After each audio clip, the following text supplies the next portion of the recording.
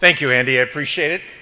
And thanks to all of you for coming out and joining us here for Values Emphasis Week 2018. We really appreciate your being here for this kickoff event tonight. And it's a special time in our campus and our community. And it's so nice to see so many community leaders that have also joined us for this presentation this evening.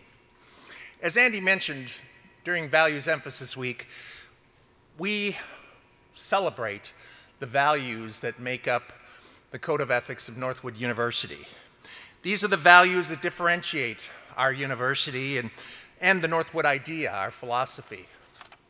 Freedom, as Andy mentioned, is the very first value listed in our Code of Ethics. And at Northwood, we strive to exercise personal freedom.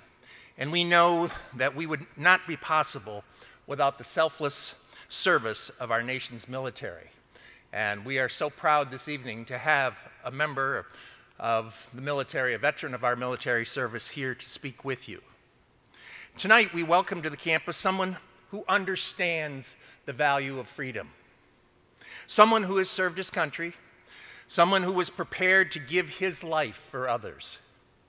Spencer Stone is a former Air Force Staff Sergeant who, back in 2015, thwarted a major terrorist attack aboard a Paris-bound train. Unarmed, he rushed toward danger, subduing and disarming a man who was wielding an assault rifle, a pistol, a set of box cutters, and enough ammunition to kill every person on that train. Spencer and his friends saved hundreds of lives that day. And despite serious injuries, as the result of the encounter, they provided life-saving care to a man who had received a gunshot wound to the throat during the attack. French President Francois Hollande presented Spencer with the nation's highest decoration, the Legion of Honor, just 3 days after this actually occurred. And in fact, some of our students, a unique coincidence, some of our students just this past weekend had the opportunity to meet another individual that has recently received the Legion of Honor from the French president. That individual's name is Mort Harris. And unlike Spencer, who received the honor just 3 days after his heroic efforts, Mr. Harris had to wait 75 years before his heroism during World War II was recognized. And he was one of our outstanding business leaders that were honored this past weekend, and a number of our students had the opportunity to meet with this spry, young 98-year-old gentleman who has made a real difference in the world, just like Spencer. Well, upon Spencer's return to the States, he was honored in a ceremony at the Pentagon and was awarded the Airman's Medal and a Purple Heart.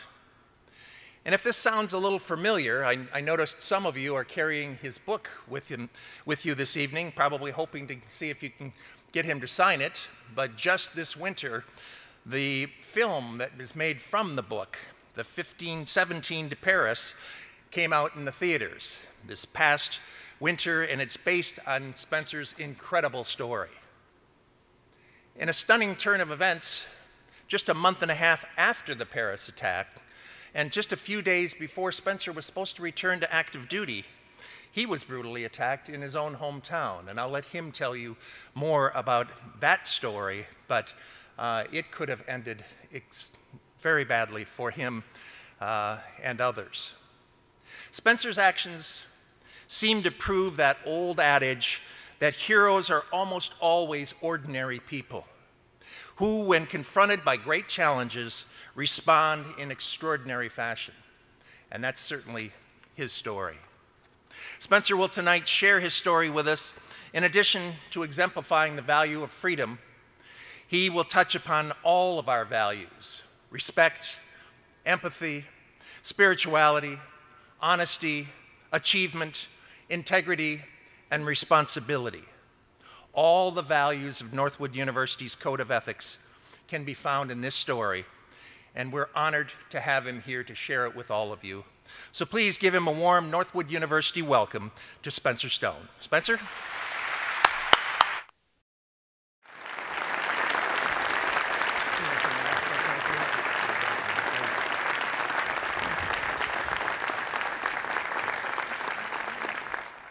Well, after that introduction, I don't really need to tell my story anymore, I guess. But yeah, so I'll start off by just giving you a little bit background of how I grew up and kind of my journey into the military and what happened on the train and the first account of what happened and the aftermath.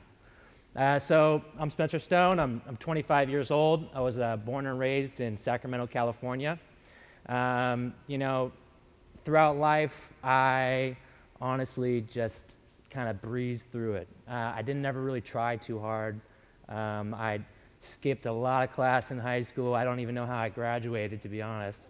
So, you know, I narrowly graduated high school, and I kind of come to a point in my life where I realized that I pretty much, you know, wasted the first 18 years. And I hadn't really done much at all. And so I you know, kind of was pushed into the thought pattern of I just wanted to do something crazy with my life. I wanted to do something amazing, and I wanted to kind of, you know, earn the life I've been given. And so I made the choice to join the United States Air Force, and they had this program called PJs, and it stands for Pararescue, and their job is to be paramedics that fly in helicopters, and they go behind enemy lines and pick up wounded soldiers that have been you know, wounded in combat. And so I thought, you know, that sounds crazy. And so I might as well do that. And medical is something I've always been interested in, so I'm going to do it. But when I started the process, I was about 50 to 60 pounds overweight, so I had some work to do. You know, I started running every day. I was juicing like crazy. When I first told my recruiter I was juicing, he said, "Steroids?" And I said, no, like just fruits and vegetables. I've been on a juicing diet. So you know, it took me about a year. You know, I got really good time for my runs. I put on a bunch of muscle, swimming like crazy, in the best shape of my life. And then I go to the MEPS station where, you know, you go to get checked out by the doctors and make sure you're qualified for the job. And I go to take the depth perception test, and turns out that I have 0 depth perception.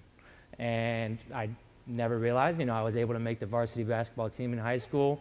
And I'm thinking to myself, you know, how would I have ever even hit a shot if I didn't have depth perception? This is crazy. So I kind of, you know, I'm at a point where, okay, I worked a year for this. I still, you know, I feel very unfulfilled with my life, and I need to do something. So I said, you know, I'm going to go ahead and join anyway. I worked this hard. I feel like God has been pushing me into this direction, so I'm going to do it. And then so they gave me another list of jobs. I came across SEER, which stands for Survival, Evasion, Resistance, and Escape. And you're basically trained to be an instructor for other pilots, crew members, anyone that has the chance of being captured by the enemy and being in a bad situation. And you train them to survive in whatever type of environment they'll find themselves in, and you train them to be a POW, and so they can make it home. And so I go into that career field, and you know, I wasn't too excited about it. It wasn't exactly my passion, but you know, I gave it everything I got, and I failed about 2 weeks in. And so at this point, I'm like, I can't do anything right. You know, like, what am I doing? And then I get to the point where, okay, you get reclassed into another job because they've already invested so much money into you. They're not going to send you home and basically be a waste. And so I, you know, had a list of jobs. You choose 5 jobs that you would like the most. I put medical technician as my #1, and I was able to get that job. So I said, okay, that's awesome. You know, at least I can do something I'm interested in. I go to medical school, I get my EMT license, and I start working in a pediatric clinic. And then I find myself, you know, you join the military to travel, and when I had joined the military, I had never even left the state of California. And so, funny enough, I find myself being stationed 45 minutes away from where I grew up at Travis Air Force Base. So I'm like, okay, all right, I joined the military to see the world, sure. And then, so, you know, that turned out to be a very good thing for me. I learned a lot. I loved working in pediatrics, great career field. Then, randomly out of nowhere, I get this email saying you're being PCS, you're being stationed somewhere else. You're going to Lodges Airfield. I said, where the heck is Lodges Airfield? I typed it in on Google Maps. This little dot dropped right in the middle of the ocean, and it was in the Azores, which is a group of 9 islands, I think about 700 to 800 miles off the coast of Portugal. So I said, awesome, you know, this is going to be great. Went there, some of the best times of my life. But then, you know, I'm so close to Europe, I'm thinking, hey, you know, I want to go explore Europe a little bit. I got about 45 days of vacation saved up. I'm going to go on a trip. Then I go kind of recruit my friends Anthony and Alec, who I had actually grown up next to. My Aunt Alec's mother is my mother's neighbor, and they're still neighbors to this day. We've been neighbors since we were about 5 years old. And then me and Alec met Anthony in middle school, so collectively we've been friends since we were about 12. And so I hit up Alec first. I said, hey, you know, I'm thinking about going on this Europe trip. You should come with me. He was in Afghanistan at the time, and I was thinking this would be good for him, you know, a little R&R right when he gets back from deployment. We'll have a good time. Haven't seen him in a while. So he says, yeah, hey, I'm on board. Let's do it. And then I go recruit my friend Anthony. He was in college at the time, going to Sacramento State, studying kinesiology. And he was about a year away from graduating at this point. And I said, hey, I'm going over to Europe. You know, you're welcome to come, and we're going to have a good time. Let's do it. And he's like, I got no money. And I'm like, oh, that's cool, man. Just take out a credit card, baby. It's all good. And I'm like, you'll pay it back. And he said, all right. You know, he didn't have a credit card. He gets approved for a $10,000 credit card within a few days. So I'm like, all right, we're on. Let's go. Alec, he ended up ditching us, of course, for a German girl for the first part of our trip. And he was kind of hanging out with her in Germany. So me and Anthony started in Rome, worked our way up to Venice, then went to Munich, Berlin, Amsterdam, and that's where we met Alec. And so now we're all three in Amsterdam having a good time on the weekend, or just before the weekend. And our next trip is Paris. And we've been hearing this entire time that, you know, hey, French people are rude, it's expensive, you don't want to go there. It's, you know, just maybe you should go somewhere else. Think about it. So we said, okay. And I'm running low on money. I got like $600 left. I didn't know what I was thinking. We had about 15 days left of vacay. So, and so we're on the, we're kind of going back and forth contemplating, should we go, should we not go? We meet a few people that kind of influenced us to go. So, and we bought our tickets already, so we figured it was more of a hassle than it was worth. We said, hey, let's just go. We'll get our picture with the Eiffel Tower, do the cliche stuff, and we'll get out of there and we'll go to Spain. And so we said, okay, well, you know, we go to the train station. We're waiting for our train, and we see an elderly couple with their luggage, and they ask us to help us take their luggage on board and help the older man go to his seat. And so we go in there, we help him out. Very nice people. We find this. We had first class tickets because, you know, $10,000 credit limit, or ballers. And so we go in there, we kind of see an area that we like, and we're like, oh, okay, you know, this ain't bad. This is about what the first class is like. Let's just sit here, and this will be good. And so we take our seats. There's no one else around, but on the Europe system, you know, they're kind of, you know, they're on you about your seat assignment. So they eventually, we knew we'd probably have to move, but then what really did it was bad Wi-Fi. You know, we're millennials, and we wanted to post our pictures and do all that. And so I said, you know, heck, there's bad Wi-Fi here. I'm going to go check first class what we pay for. We might as well go up there. We're going to get told to move anyway. So I go up, check first class. Beautiful in there. It's awesome. Seating's much nicer. Wi-Fi's way better. So I go back, get my friends. I'm like, hey, come on, let's go. Let's go up to first class. We go up there. We take our seats. We get little snacks. If you've seen the movie, my little friend gets his baby soda. I'm kind of chillaxing. Me and Anthony are drinking some wine, and then I fall asleep. Anthony falls asleep as well. Alec is on his phone, kind of checking our location, texting the German girl back, of course. And so, meanwhile, while this is all happening, there's a man who's a confirmed member of ISIS. His name is Ayoub El-Kazani. He had boarded the train in Brussels, and he had come on board with an AK-47, nearly 300 rounds of ammunition, a 9mm Luger pistol, and a box cutter, a hammer, and some gasoline. So you could kind of tell what he's going to do from there. And so he goes into the bathroom, and he starts watching extremist jihadist videos, beheadings, shootings, things like that to get himself pumped up. Meanwhile, he's in the bathroom. There's two men outside waiting to go. One wants to remain anonymous, rightly so. He lives in Paris. He's worried about his family. And another man, Mark McGallion. They've kind of realized this guy's been in there a long time. They kind of think something's up, but they're just still waiting to go to the bathroom.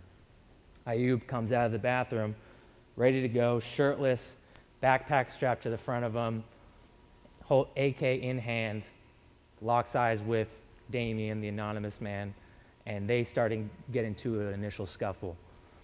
They're fighting. Mark has never touched a firearm in his entire life, so his first reaction is to take the gun away from him and just get it out of there. And that was one of the best moves he could have done, because, well, not for him, but he grabs it, runs out from the corridor into our train car.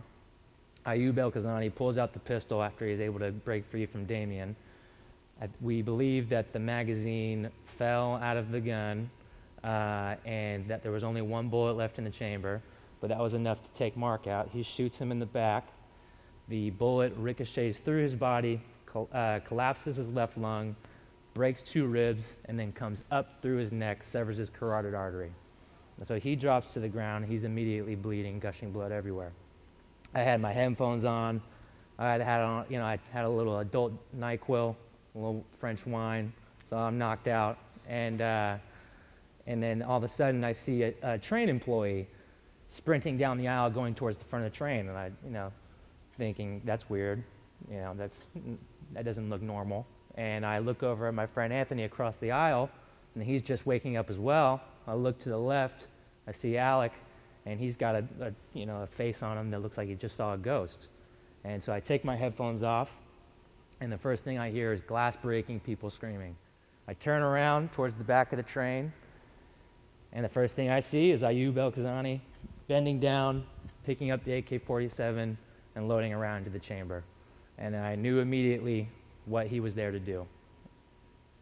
I turned around, I looked down the aisle, kind of waited. He looked like he had either jammed the gun or he had the safety on or something, because he just hadn't started shooting yet. And so I kind of was thinking to myself, hey, this is something's wrong with this gun. We got to go. This is now or never. Otherwise, we're going to die. And my friend hits me on the shoulder. He says, "Go, Spencer." And that's all I really needed. I took off down the aisle, assuming I was going to be shot. Ayub takes the AK-47, points it at me, pulls the trigger, but the gun doesn't go off. It's actually a bad primer in the bullet. And so if you don't know what a primer is, it sparks the gunpowder inside the casing. The firing pin sits behind it and hits it and creates the spark. And it was a dud, so it's just faulty ammunition. So it doesn't go off. The gun was working just fine. So that's like something that doesn't happen a lot. I think the actual stat is 1 in 20,000. And so that gives me enough time to make it to him. I'm running down the aisle. I tackle him. I kind of hear my old football coach, Coach Fears, and yes, that's his real name. I hear him in the back of my head, "Drop your knees down." I hit him. As soon as I hit him, Ayub kind of hits me in the face with the gun. I just taste gunpowder. I can't see out of one eye. I'm thinking my face is all messed up, and I'm just like, oh, this is a great way to start the fight. And then kind of fall on the ground with him. At the time, I was practicing jiu-jitsu, thank God, and I'd been training for up to a year at this point. And so that's kind of what I went to immediately. I was on the ground with him, kind of wrestling. I was trying to grab the AK from him, but he kept kind of prying it out of my hands. And then we both stood up. I swung myself around him, and I was able to put him in a rear naked choke. And then I slammed myself and him against the wall in between the table and some chairs. And so now we're laying across these chairs next to the aisle. I'm thinking he doesn't have anything else, so I'm just trying to choke him out. I'm trying to do everything I can to survive. I don't know if he's got friends with him. I don't know if he's got a bomb. And then my buddy runs up, thank God. As soon as my buddy runs up, he pulls out the pistol, reaches back like this, puts it to my head, pulls the trigger, doesn't go off. He had dropped the magazine earlier, And so that was another near miss. My buddy had picked up the AK-47 when he ran up, but when he saw that happening, obviously he threw it down and pried the pistol out of his hands. And now we're like, okay, for sure, he's got nothing else. We're good now. And then I feel a slight burn on the back of my neck, and then I look over as I'm trying to choke him, and I see my thumb, and it's bent about halfway back, and I could see the bone. He had severed my tendon and nerve, almost kind of cut it off, and then he had been actually slashing at the back of my neck here, trying to slit my throat. So I have 2 long slashes on the back of my neck now. But you know, the adrenaline was going so much I barely even felt it. And so I screamed, "Hey, he's got a knife, he's got a knife! Get him off me!" I kick him off me. Now at this point, he's in the center of the aisle. Myself, Alec, Anthony are all standing around him, and we just punch and kick and do whatever we can to get this guy down. He drops the knife in the middle of that, and then he's either pushed into me or he lunges at me, and we throw him over the table, and we're all kind of putting our body weight on top of him. And my buddy Alec takes the pistol and tries to shoot him with that. Click, click, doesn't go off. We realize there's no ammunition in it. Alec chucks the pistol. He can't, it's useless now. And then I was able to just throw him in another choke, and then eventually choke him unconscious. And I thought it was over, right? You know, he's asleep at this point. We're alive. Everything's all good. I hear my friend Alec and Anthony yell out, "Hey, this guy's been hit." And I go, you know, like, well, what? What's happening? And I look over, I peek my head over the seats, and I see Mark standing up. And it's the first time I've seen, you know, I didn't hear the gunshot, I didn't know anything happened, so I'm confused. I'm wondering how he even got hurt. He stands up, just gushing blood, literally spurting across the aisle of the train, and then he collapses in the middle of the aisle. So I scream, "Hey, I'm a medic, I'm a medic. You know, someone hold this guy down, make sure he doesn't wake up." I crawl over to Mark, I take my shirt off, and because I was originally just going to use the shirt as a bandage just to hold pressure with. Once I realized that there was pressure coming from his wound, I knew it was his carotid artery, and so I just chucked that and then stuck my hand in his neck, and I could actually feel the artery pulsating inside of his neck, and then I just pressed down, and the blood flow just completely stopped. And I just had a moment of, thank God, you know, because I'd worked in a pediatric clinic my entire military career. I'd never seen anything like this. I'd been handing out lollipops and stickers for the past 3 years. And so, you know, I'm just saying, thank God, okay. And now at this point, I'm just trying to keep him awake, trying to keep him alert. He has his wife there, Issa. I tell her, "Hey, you know, like, do you know this guy?" And he's like, "Yeah, it's my husband." And I say, "Okay, come over here, help me, you know, keep him awake, talk to him for me." So we're talking to him. I'm asking him where he's from. He was born in Virginia, married Isabel, a French woman, and now lives in France. So I said, "Hey, we're both Americans. That's awesome. You know, hey, man, it's going to be all good. You know, I'm hurt, you're hurt. We're in it together. You're going to make it out of this. You're going to be just fine. I was able to stop your bleeding. You just got to make it to the next train station." And we had pretty much taken over the train, you know, the newest members of the Thales train company. Once we got to the police and the ambulance, it was just like, man, the cavalry is here, thank God. And it was just a whirlwind ever since. But I was going to say earlier about when I was on the ground with Mark, which I always think is kind of funny. So, you know, I obviously raised to be very religious. I grew up in a Christian household. And I never had actually was able to bring anyone to Christ per se, personally myself. And so I'm on the ground with Mark thinking, this is my moment, you know? And I'm talking, this is, you know, in the middle, probably 15 minutes into it, and I say, "Hey, you know," because I still don't think he's going to survive. He had lost so much blood at this point. Even though I was able to stop his bleeding, I thought he was still going to pass. And so I said, "Hey, Mark, you know, you want to say a prayer with me, man?" And he goes, "You know what? I think I'm good." And I was just like, all right. Confident man, you know. But I was like, dang it, all right, next time. And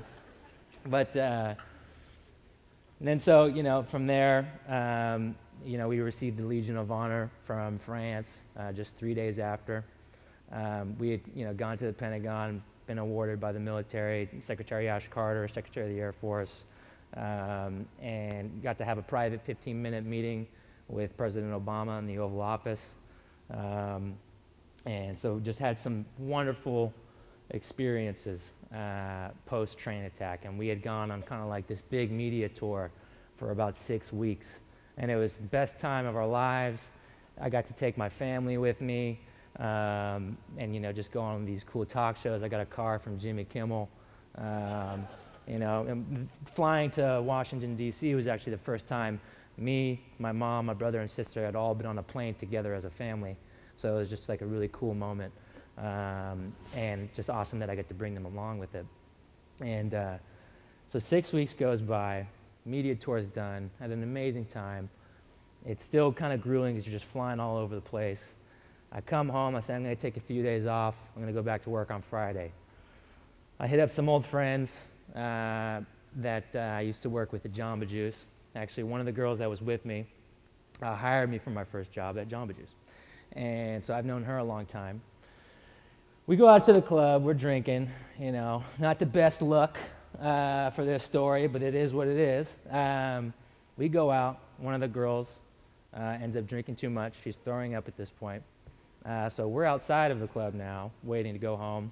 It was me, 3 girls, one other guy. I had just met that guy that night. He was a new boyfriend of one of the girls. He said, I'm going to go grab the car, and I'm going to come around and pick you guys up. I said, okay, I'll wait here with them. I'm waiting with them. I'm with Megan, who is throwing up, and just kind of making sure she's good.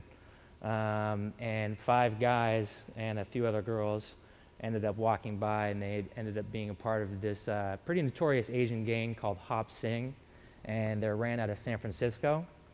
And they start pull out their phone, and they start recording her on Snapchat, shining the phone light in their face, kind of making a big scene of Megan throwing up. And so I initially got up and I said, hey, what are you doing? Back up, stop.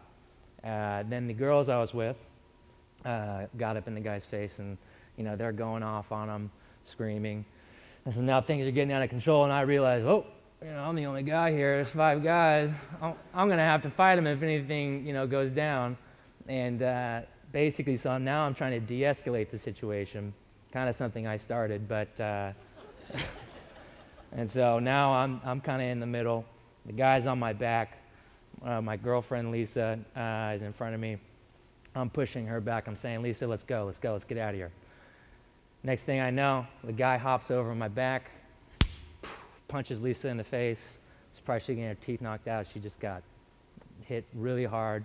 And then he takes out the knife and tries to stab her. And at that point, I just turned around and started swinging myself. I still had the cast on from my, my hand injury from the train. And so I was just throwing rights all day, trying to slap him with my cast. And, so, now I throw one punch, they're all on me. I'm against this wall for a little bit. I'm just swinging for my life. All I'm thinking is, don't hit the ground, Spencer. You're going to get kicked in the head and get killed. And so I run out into the street, kind of engage with them there. Now I'm kind of backing up into the street, trying to get away from them. And I basically, hit one of them to the ground. And I go, and I'm thinking to myself, they're not stopping at this point. I got to knock them all out if I have to, I guess. I go to hit him while he's on the ground. As soon as I hit him while he's on the ground, his friend comes up behind me and stabs me in the back. And then I just, I know what that feels like. So I said, oh, he just stabbed me. And then I turned around, and I kind of squared up with him in the middle of the street. And just to confirm, he's got the knife. I see him holding it to the side like this. And then that's when I just go, whoa, buddy, all right. And I turn around, and I kind of run down the street in the other direction. Luckily, they stopped following me after that, and they all kind of dispersed. But then I'm walking away, and I'm going, I'm like, damn, am I really that out of shape? Okay. And then I look down, and I see blood, blood, blood. I realized I'd been stabbed 4 times. I got stabbed in the heart, the lung, my liver, and in my back, of course. Collapsed my lung, nicked the pericardium of my heart. And there's 5 stages to death. First is denial. The last is acceptance, and I felt like I went from denial all the way to acceptance and skipped everything in between. And I just looked at myself and I'm like, again? Really? Come on. And I'm just, a taxi driver comes up to me and he's saying, hey, you want me to take you to the ambulance? And I said, no, I had seen the ambulance just a minute ago. I knew they were right around the block. So I just said, just call 911. And then I kind of laid down on the ground, and my friends came over me. It was just like a movie scene. They were like, oh, we're so sorry, oh my gosh. And I said, just tell my mom, brother, and my sister I love them, and everything's going to be okay. And I just remember closing my eyes and pretty much just falling asleep and thinking I died, and then I woke up in the ambulance. I was luckily about a 6-minute ambulance ride away from a level 1 trauma center. I had to have emergency open heart surgery and exploratory surgery in my stomach. I had bilateral chest tubes. They had actually nicked my other lung in surgery, but hey, they did a good job. I'm alive. So, but that was a whole other crazy experience. And so at this point, okay, I had woken up. I remember everything that happened in the hospital. I even had a cop who was basically trying to get the story out of me before I died, because I was declared a homicide before I even got to the hospital. And he's talking to me. He said, what happened? What they look like? Blah, blah, blah. And at the end of it, he grabs my shoulder and he goes, good luck. And I'm just like, oh, okay, all right. And then from there, I had woken up in the ICU, and the doctors, said, hey, it only nicked the outer pericardium of your heart. Your lung will be okay. The damage done to your liver was probably less damage than when we do in surgery. And actually, the knife wound in my back was about 1.5 inches away from my spinal cord. Missed all my nerves. So 100% recovery. You're going to be just fine. A day later, I'm still in the ICU, and just counting my lucky stars. And there's actually someone dying next to me in the other room. And I can hear, all the commotion going on. I work in a hospital, seeing people die, and I know what it's like, know what's going on. Everyone's running over there. The family is there, so they're witnessing this. And I just hear, I hear the dad yelling, you gotta wake up, John, you gotta wake up. And that's when, I knew that he was passing. And I kind of just played it off. So I sit there, I listen to the whole thing happen. Meanwhile, I got 6 tubes hanging out of me. And, I just came back from a terrorist attack, got stabbed in my hometown, and here I am. I'm going to be totally okay. Nurse comes into my room. I kind of act stupid. I say, hey, what happened over there? So, well, we just had someone die. I said, well, what did he die of? He said, pneumonia. I said, huh, okay, it's pretty treatable. How old was he? He said, 18 years old. And so here I am. And that's when I knew that this kid over here is dying of pneumonia at 18 years old. I just survived a terrorist attack and came out of it with a few cuts and bruises, and then came back to my hometown, get stabbed in the heart, my lung, my liver, and I'm going to be totally okay. That's when I knew that I had to earn this life I've been given. And that's my challenge for you guys to get from this, is to earn the life you've been given. Because, there's how many people die out there all the time of the most random things sometimes. And here we are. We're all very blessed to be, you guys are blessed to be in this great university. We're blessed to be in this great country. And, you just got to earn it. And that's how I feel with my life now. I feel like, I'm here for a reason. God didn't spare me for nothing. And, you just got to do good unto others. Do good by your family. Do good to your coworkers. Do good to your friends. And do good to yourself. And the thing about character is that your whole entire life, you're told to have good moral character. But how do we do that? We feel like there's so many things in life that can compromise your character. And if you do one bad thing, you're not a good person. But the thing about character is that the first syllable of character is care. So I believe that if you care about others and you do that first, then the rest of it will follow. That's my story, guys. Thanks for listening.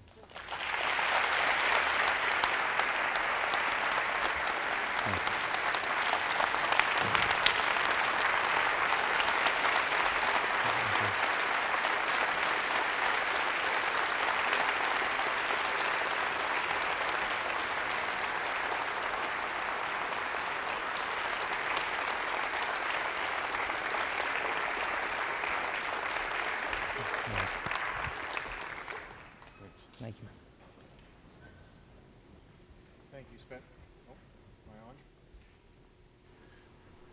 Good. Thank you, Spencer. Spencer's agreed to take some questions if there are any. We've got 2 microphones, I think one back here and one back here. If you would, just raise your hand and we can bring the microphone to you and you can ask your question of Spencer. Got one right there. Right here. Right here. In the back. Go ahead. Yes, sir. So what what's your current status in terms of your military service? So I actually got an honorable discharge from the military late last year, and we had actually wrote the book during the time while I was in the military, and pretty much right when I got done, the movie got picked up, and I've been doing that ever since.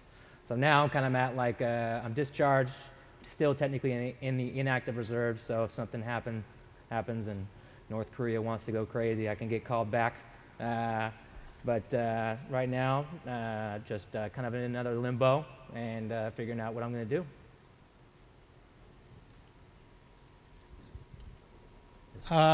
When you were on the train and you were rushing that guy, Yes, sir.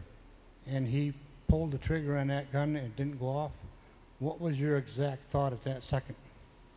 Well, so I wasn't aware that that was the case. I can hear him messing with the gun as I was running up to him, but I think I either blacked out or I closed my eyes because I just expected I was going to get shot running up to him. But when I initially stood up and ran at him, I didn't have any hope of thinking I was actually going to make it to him. I just said, you know, hey, we're going 200 miles an hour on this train. There's nowhere to go. You know, he's got an AK-47.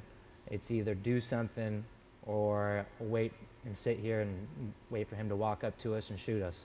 And so I just said, you know, I might as well take the chance, and at least hopefully my family will know that I went out like a man.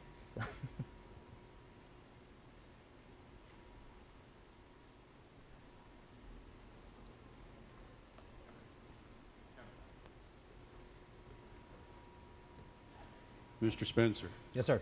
one vet to another. Thank you, sir. Oh, thank you, sir. Thank you for your service.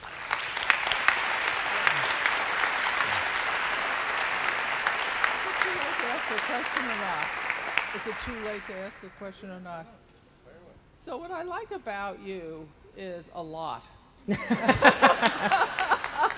I can say I really speak for everybody here because all of us are trying to say, could we do this if we were in your place? And so I have actually a 2-part question. One has to do, it's obvious I'm not 25, but should those of us in real life, so to speak, learn a little jujitsu or how to take away a gun or, you know, is there any kind of preparation you give for a civilian? That's question 1. Okay. You know, I've been asked that a lot, and my situation is totally unique, and I think any type of different situation is. There's no blueprint, I think, to what exactly you can do. There's only suggestions. I would never tell anyone to run after a guy with an AK-47. I think that was a little insane on my part. I don't. Yeah. There were no options. You're the only one. Well, yeah, exactly. And that's kind of how I felt. Made sense to me. But I think, yeah, if you can do things like take jujitsu, at least know how a firearm works, because that's the thing, you know, you can. I was able to get to the guy and tackle him, but if I didn't know jujitsu and what to do with the gun, if I can get it from him, what am I going to do then? And so another thing I kind of say, I think it's more important, honestly, to build the mentality first of what you would do in that situation. And I think a lot of people, they think about it, but they never really ask themselves exactly what they would do. And I think my advantage was was that I had asked myself what I would do, and I had an answer for myself, and I think that's what allowed me to go without any hesitation. And so I think if you can answer yourself that question to you alone, then I think that's the first step. You know, you talk about your Christian, I don't know if it's on. You're fine, I can hear you. You talk about your Christian upbringing and so forth, which is an emphasis on service and alignment and to live a life of meaning. And what I take away from your comments is I, who was sort of lackadaisical for a lot of my life, got thrown into a life of meaning by accident. And now that I'm there, I want to earn it, right? Yes. But it's a better way of living. Maybe I'm just asking you that or hoping you'll say that. No. Then sort of, la-di-da. No, absolutely. Would you comment on that, the road to meaning? Yeah, you know, well, throughout my life, like I was saying, I hadn't really tried hard either. I have no sense of fulfillment. But it was, and actually in the movie, there's a scene of me and my friend Anthony talking about this. We felt like there's something pushing us towards something, and that was a scene based off conversations we've had, not the exact dialogue, but along the lines. And I just kind of always felt like there was something I was supposed to do, and I feel like everyone kind of has that feeling. And I felt like, but it was my job to pursue it and to find it, I guess. And I didn't know I was searching for that. I just, you know, wanted to go in the military and serve my country, and I thought that was going to be something that filled that void. But I think, you know, if there's anything I learned throughout my life, it seemed like it was like a preparation for that moment. Like almost that my entire first 23 years was exactly for that. Because when I add up all the pieces, I had everything I needed to get the job done, but at the end of the day, it was still my choice whether to act or not.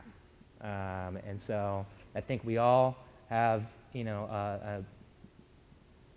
a purpose for our lives. We don't know what that is, but I think that's why I feel so lucky to be able to know that at such a young age, and because I think a lot of people don't find out till later in life, and they can go the entire time with that until maybe even the end, till they realize what their life was for. And so a lot of the times I think people spend the majority of their lives thinking they haven't done anything, but in reality, your moment is right around the corner. I hope every student will remember that. Are you all listening to him?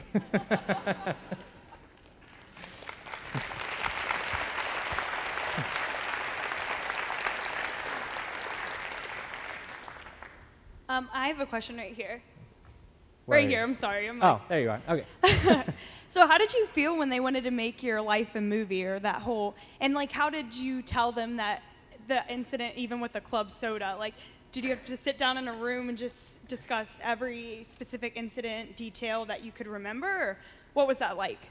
Well, you know, when we were writing the book, that was, you know, the book was an awesome thing for us, because I felt like it was the first time that we were, after the big whirlwind and everything that had happened, that we were able to sit down and actually go through our thoughts and emotions and what exactly occurred. So it was almost like a therapeutic thing. But, you know, on the business side of it, the goal was to turn the book into a movie eventually, and that's what a lot of people try and do. And we were, you know, lucky enough to meet Mr. Eastwood at an award show, and we kind of made a weak sales pitch.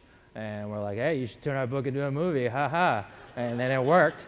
And then, you know, we sent him the book. Didn't hear anything from him a while. But eventually, long story short, we were able to get it to him.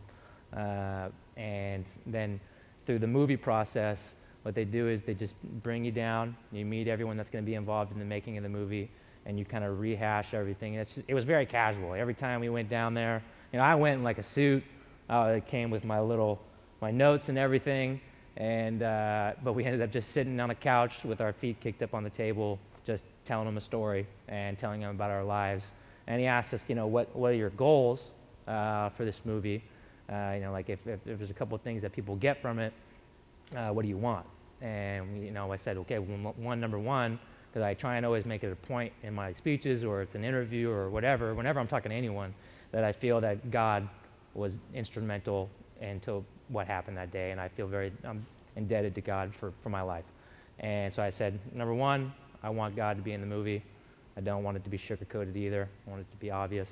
And 2, I just want the train sequence and the fight to be as accurate as possible. And that's something I've said as well. So I'm very happy with the film because it almost feels like he took the train sequence from my brain and just projected it onto the screen. And so when you go watch the movie, the train sequence is almost to the T what happened. But I could go on for days about it, but that's the gist of it. Thank you. Thank you. Oh, I got a question back here to your left. What's that, man? And kind of talking with everything that goes on, I want to know, 1, do you ever find yourself like in awe, just looking back retrospectively after everything that happens? And 2, how much has your faith in God grown after knowing like everything that happened with the gun not going off and your near-death experiences? Just could you talk on that? Yeah, man. I'm still honestly, I can't even believe I did it, to be honest. I didn't really think I had that in me. And so when I tell the story myself, I'm like, like, dang, I did that, okay. And second is absolutely. I had always, I guess been in touch, and my relationship with God was always more of a personal relationship. I guess I wasn't always a fan of religion per se, organized religion, and I kind of just believed in talking to God myself and praying and reading the Bible and studying the Word on my own and kind of going on like a solo journey and not really talking about it too much. And I think that also kind of stemmed from me coming from a private Christian school where I kind of left with a bad taste in my mouth. But that experience completely changed my perspective and relationship on God, and it's done nothing but strengthen it and solidify it. And that's what I was saying earlier too. I feel so lucky to have that confirmation, because I think a lot of people in life are looking for that confirmation from God. And they're like, show me, God, like, either show yourself or just be present in my life. And I feel like I got that, and I just feel extremely fortunate. And I think it kind of sucks to say that I had to go through that to find that out, but it's done nothing but strengthen it. Thank you, man. Spencer, okay. Yeah. I have kind of a light-hearted question. Okay. Alex was on Dancing with the Stars, and maybe you could give us the scoop today as to whether they've contacted you, and are you going to do it?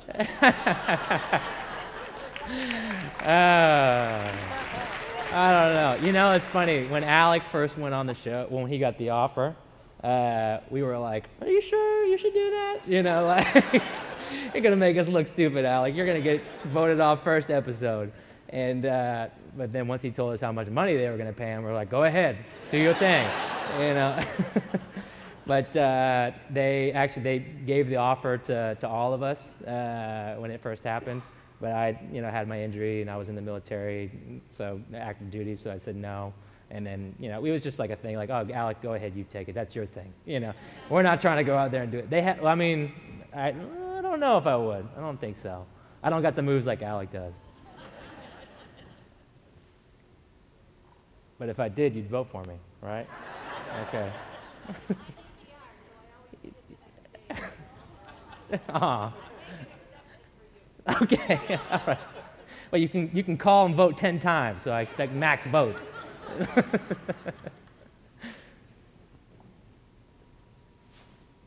So was the terrorist known to be associated with ISIS, or was it more of a copycat kind of situation? Because it just seems like everything's crazy with all the both guns not working.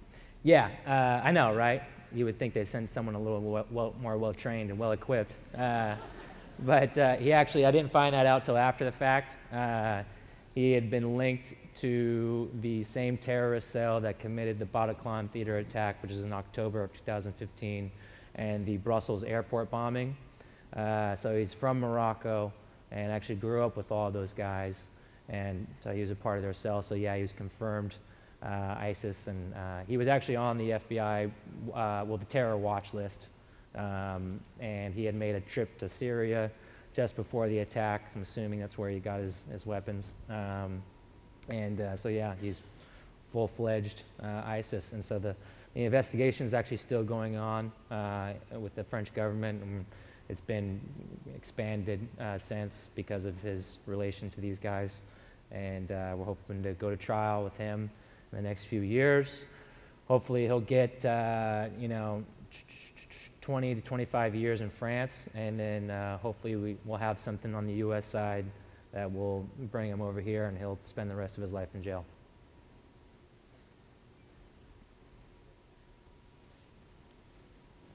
Yes, First sir. of all, thank you very much for your service, Spencer, here and abroad.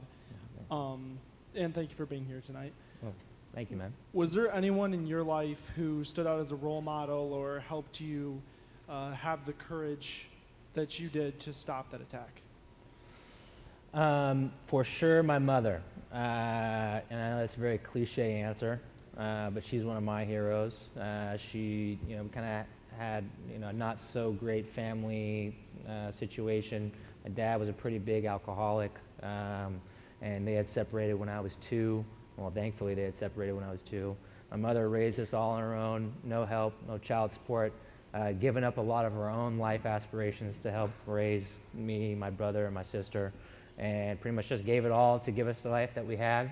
And I think that's another part of why I chose to kind of go in the direction I did, because I just felt like, she had given up her life for me, and so I better go make her proud, and so that's really it.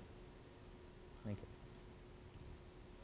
So, does ISIS have it out for you right now? They always release those like ISIS hit list things, and I'm checking it. Like, is my name on there? But who knows? I can't control that. If they're gonna come after me for some type of retribution or, whatever, then bring it on. And I'm ready to go because I know where I'm going. But I'm sure, whatever the result is, that's it. I don't know. Can't really say much about that. Yes, ma'am. Did you ever make it to Paris? I did actually. Over the next few days, I got to take a motorcade from a city we stopped in to Paris. I got to stay in this really nice house that belonged to the ambassador, and I got to sleep in the same the same bed that President Obama sleeps in when he visits France. And I bled all over the bed.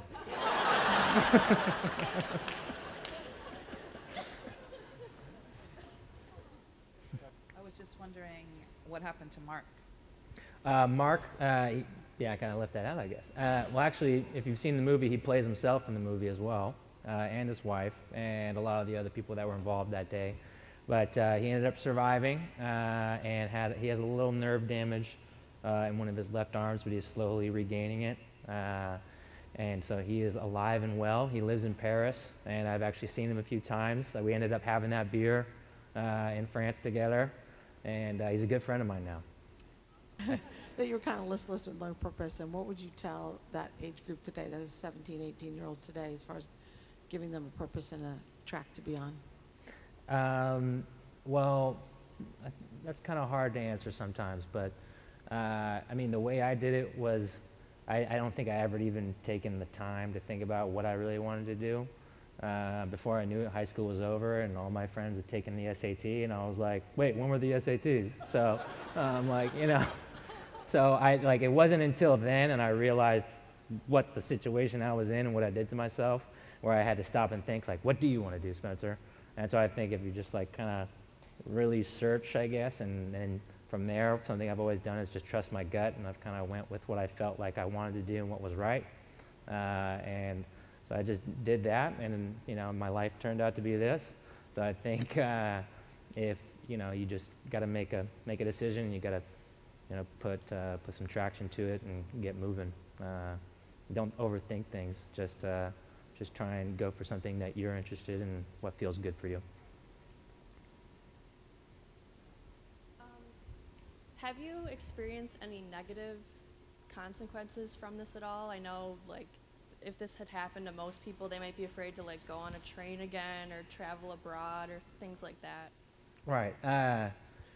I mean, yes and no. I mean, shortly after, you know, like I would kind of get nervous in like big crowds and stuff, like going to the mall like a couple days before Christmas. Like I had like one small panic attack type thing, but I think that was just because now I kind of like observe everyone around me, and it was just like an overload of people.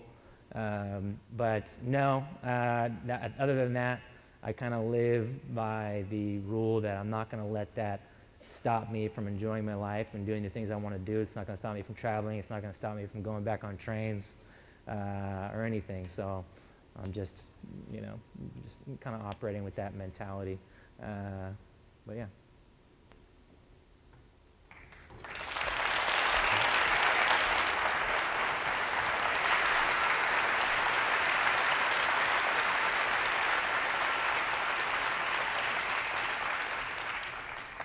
Well, you've already done what I was just going to ask you to do. You've given him another round of applause. Well, Spencer, I don't know whether or not you can dance, but I know you got some boats. But I do know that you embody the very essence of what we're celebrating this week. You embody what we say here at Northwood, and that is go mad. Go make a difference. And we always say to never underestimate your ability to make a difference in someone's life. Some of those differences are smaller, some are bigger. This guy made a huge difference. So I'm going to ask you one more time. Would you please give it up for Spencer Stone? Thank you, guys. Thanks, man. Appreciate it. Yeah.